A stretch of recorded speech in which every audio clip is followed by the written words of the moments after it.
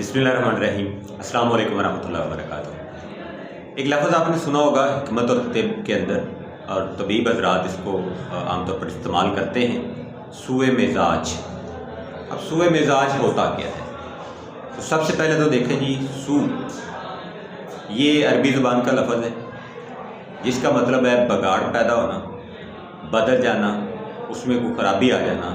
और मिजाज जो है ये फ़ारसी ज़ुबान का लफ्ज़ है जिसका मतलब है तबीयत। तो अगर हम दोनों को इकट्ठा मिला के देखेंगे तो इसका मतलब है तबीयत में बगाड़ का पैदा होना, यानी तबीयत का ख़राब हो जाना। अब लफ्ज़ इस्तेमाल होता है सूए मिजाज सफरावी। तो इसका मतलब ये है कि आपकी जो तबीयत में बगाड़ पैदा हुआ है वो बावजह खिलते सफरा की ज़्यादती से हुआ है। इस तरह से लफ्ज़ इस्तेमाल होता है सूए मिजाज बलगमी।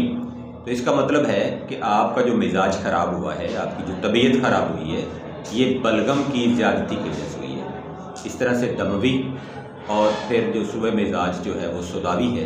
तो सूए मिजाज दमवी से मराद ये है कि खिलते खून में ख़राबी की वजह से आपकी तबीयत ख़राब हुई है, और सूए मिजाज सुदावी से मराद ये है कि खिलते सुदा में ख़राबी या खिलते सुदा की ज़्यादती की वजह से आपकी तबीयत ख़राब हो गई है। तो ये तो था जी सूए मिजाज।